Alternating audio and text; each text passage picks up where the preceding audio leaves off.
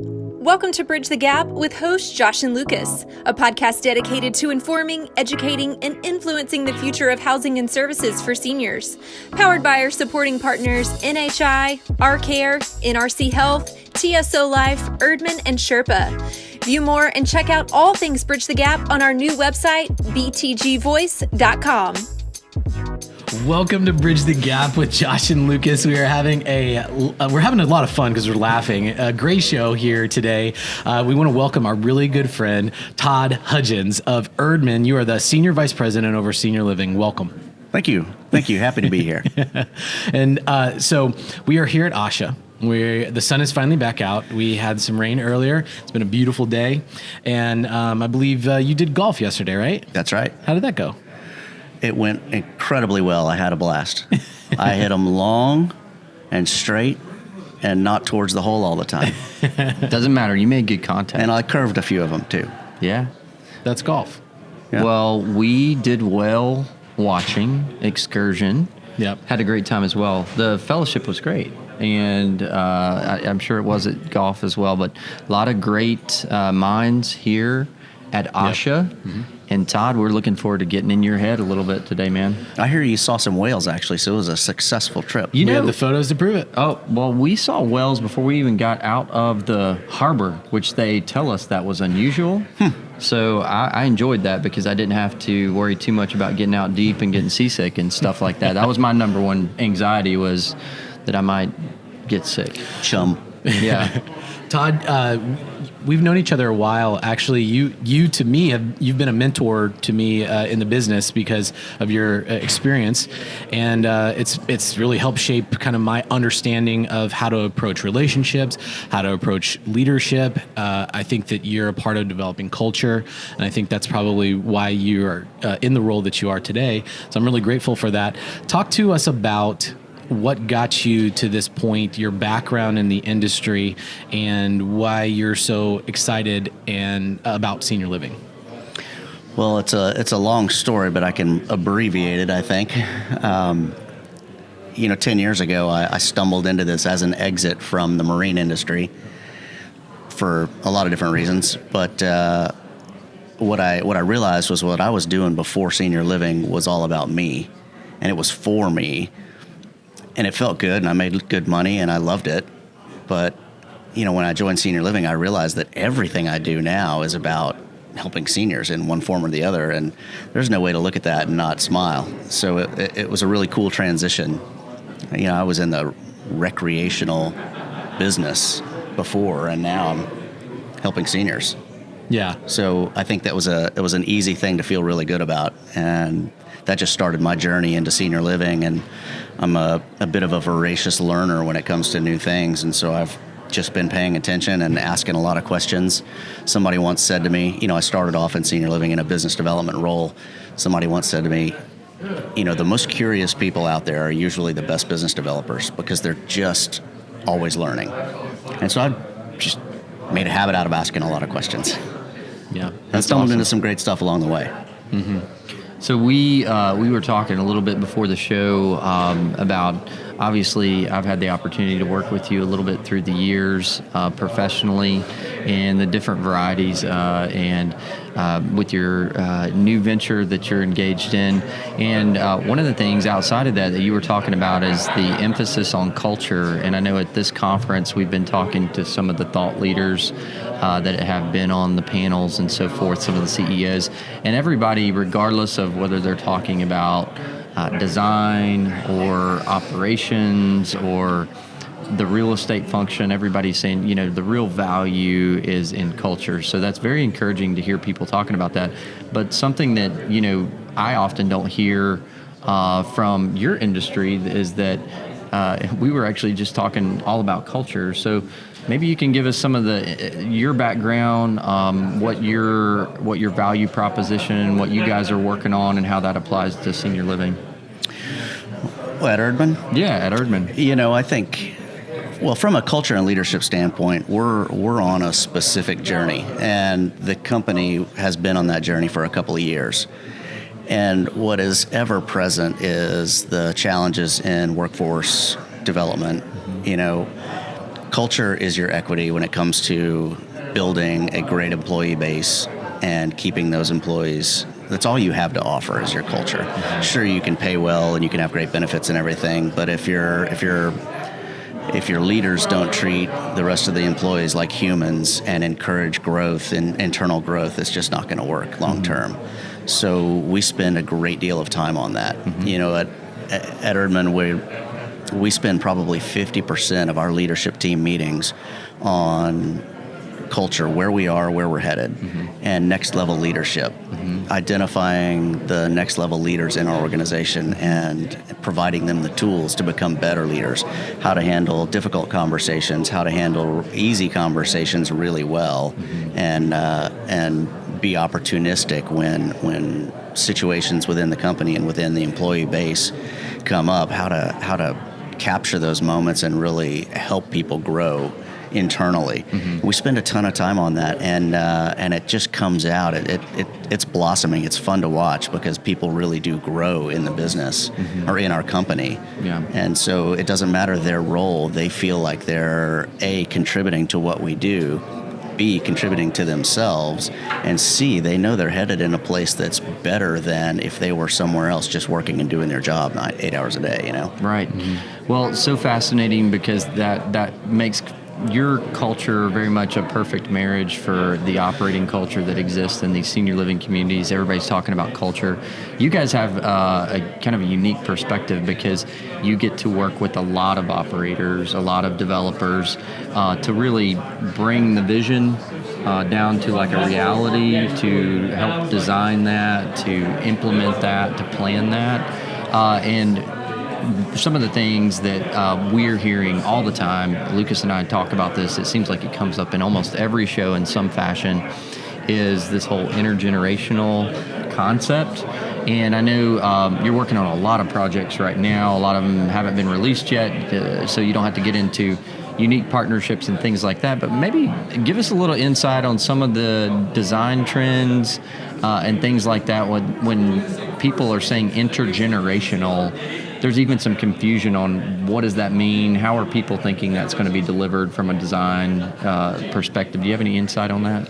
Well, I think at 20,000 feet, we want to put seniors in environments where there are people of all ages, you know, so they aren't in a silo in a senior living facility stuck in the middle of the woods somewhere.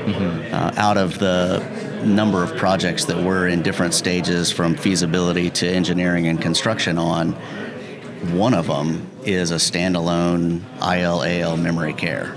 And every single other one that's being talked about in the pipeline right now is intergenerational, mixed use. There's some active adult, there's some multifamily close by, there's some mixed use, including retail, medical office building, and we're trying to produce an environment where seniors are still in the regular population. I think the word seniors is going away. Yeah. I mean, it has to, and this is part of it. This is part of that step. Well, we've talked about that. A couple of points I want to make. So we've actually talked about, is senior living going to be called senior living in a few years? You know, who knows? But one of the things that I think would be a huge value add for maybe you to shed some light on, if you can, is so many people, I think, now are buying into the concept of old and young, living, working together, not separating people or segregating people based on age and acuity factors alone. But when you start looking at putting that model together, you know, you've got the whole programming piece, you've got the design piece, but then, you know, you can come up with this perfect model, and then you may not can get it funded because it is a new model and it's kind of the frontier. What are some things that you guys are seeing that are helping the developments move along more quickly, that's moving these developments forward? And then what are some things that you're seeing have been bumps in the roads that may be patterns that if people can get these kind of factors worked out ahead of time in their models, that it might smooth the process? Well, if I understand the question correctly, you know, it's what are the pieces that have to fall in place to get the deal done? Absolutely. And unmet demand has to be there. And that's a function of penetration rates in a primary market area. And so you think, what is that? And to me, it's a dark science, right? How many people are we capturing out of the available customers? And there's an idea that you bring an intergenerational mixed-use product into a market, and it's going to increase the penetration rate because all of a sudden senior living is going to be more valuable because it's different, it's new. And so, a bank's going to look at the data, and if the data doesn't support it, they might look the other way. So I think there's going to be a shift where we're now talking about this design and this concept is going to change the penetration rate. We got to figure out how to make a bank comfortable with that. Well, and so I think it's even a steep learning curve because I think in the industry for so many years, when you start looking at feasibility and feasibility studies and market research, while there's never a perfect science for feasibility, there's been these generally accepted ratios and mile markers of how you define a primary market and a secondary, and we know exactly who our client is. It's a very narrow age, acuity, and income bracket. When you start dabbling in the intergenerational, it opens up to a lot of different groups. And what I have been hearing is that even on the front end in determining the feasibility, that it's not as easy to arrive at finding those capture rates and those penetration rates because you can't just order that same old feasibility study that has that very narrow group. Is there anything, I know you guys participate in a lot of the demographic work as well, which is a fascinating part of what Erdman does. What are you seeing that people are doing that in some approaches to gather that right data to identify the client base? Well, we're pulling the data from several different sources. We take a look at the NIC data, but we pull it from Esri, and we crunch a few sources of data together to determine what's there. Are the potential residents the type that are out buying Dunkin' Donuts or Starbucks or Folgers coffee? I'm trying to come up with some different levels, but so what level of finishes do we need in the building based on what's there? We're pulling the data out. It's based on a model that we produced for our healthcare clients over many, many years, and we converted it to senior living. So we're pulling data like what kind of health services are being provided in the area right now. And that gives us a good snapshot of the acuity level in the area right now. We're pulling data on what does our employee base look like there.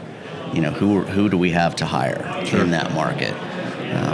And so we pick it apart pretty thoroughly. Yeah, a very holistic approach. And I think that is in itself one of the huge challenges because we have gotten so used to in our industry having a very defined product, developing a fairly unit to resident to staff ratio driven model that it's very vanilla and we can reproduce it because we know how to operate it.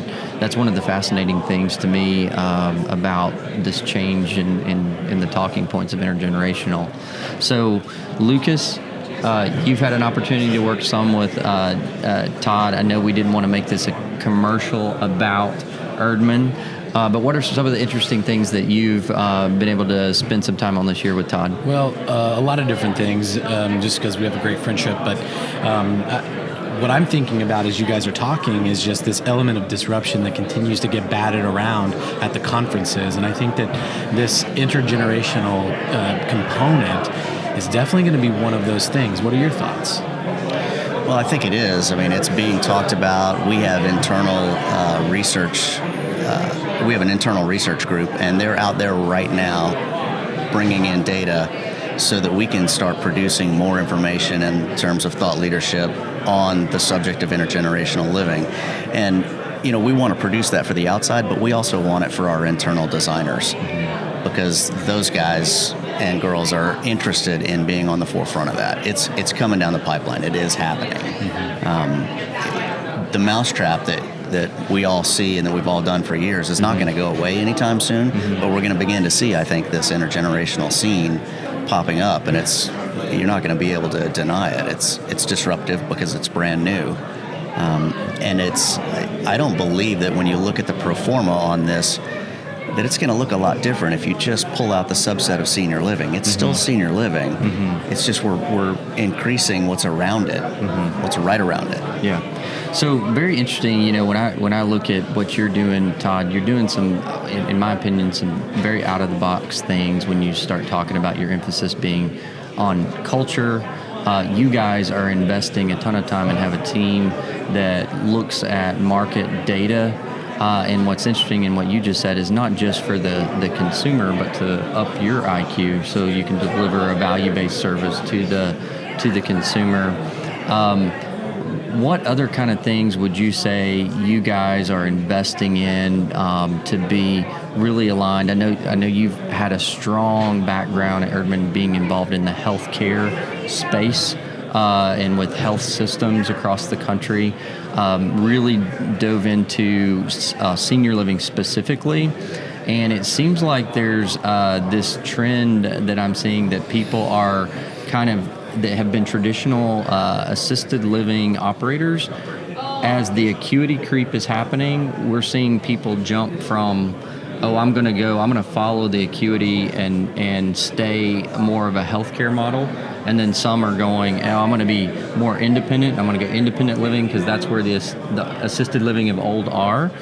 But I'm also now hearing this talk of a lot of people talking about the future is you have to be really vertically integrated with the health system, or at least partnered with the health system. I mean, what are your thoughts on that? And how do you think that positions you guys to be part of that? Because you've been at that end of the spectrum. Now you're working in senior living. How does that marriage work?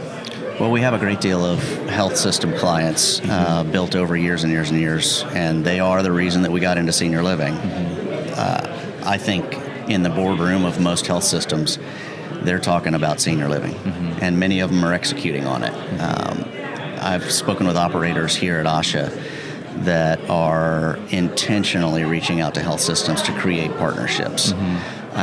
I think co-branding with the health system is a win for the health system. It's a win for a senior living operator. Now we're kind of digressing from the intergenerational thing, because how do you get all that together and make it work? But it's a different subset of what's kind of disrupting the industry, is that over here there are hospitals partnering with senior living operators so that the hospitals can reach that audience sooner. And then over here, there are intergenerational models where we want more active seniors. We want them being, integrated into the rest of society instead of leaving their house and going to a field. Yeah. So it's two different things. Yeah, absolutely. Well, so I know we got to be sensitive to your time here. You're very busy, but very interesting. Speaking of partnerships, I don't think it's any secret that this year our podcast has had the opportunity to align ourselves with some great partners. Erdman is one of those. And, for those listeners that are out there that think, why in the world would Erdman be interested in partnering with a podcast? So, what was attractive to you guys about our audience, about this platform, and speak to that of why this was even of interest to you? It seems really out of the box. Well, in our internal discussions of what we want to do, how we want to be seen in the industry, we talk about producing content, producing thought leadership, producing things that can help the industry move forward. As a way to just move throughout the industry, we want to be a part of it. We want to be a living being in the industry, and so thought leadership is a huge part of it. And when you talk about a white paper or any kind of a thought leadership piece, I believe that if you read between the lines of the carefully crafted white paper on any subject, you find what comes out in these podcasts, and we dig it. That's the real stuff. That's unscripted, and it just comes out real. Well, it's been super cool for us because Lucas and I, and I won't speak for Lucas, but I'll say for me as an operator, that's my day job. A lot of people think that me and Lucas, this is all we do is podcast, which that would be amazing because it's fun. But as an operator, it's so fun to have guys like yourself, the Eric Mendelsons of the world, and all these thought leaders that get on the show, and it's just like we let you guys open up and share what you're experiencing, to share the struggles, to share the successes, where you see the industry going, and we learn a lot. And we know from the feedback from our audience that they're learning a lot, and it's a special thanks to guys like you that have invested in furthering the platform. So big thanks to Erdman for making a lot of this possible. Absolutely. And with that being said, we will definitely connect to Todd in the show notes. If anybody wants to hit him up, I know LinkedIn is a great place for him. He's just starting to do some video. Check him out on LinkedIn. We'll connect with Erdman in the show notes. And thank you for listening to another great episode of Bridge the Gap.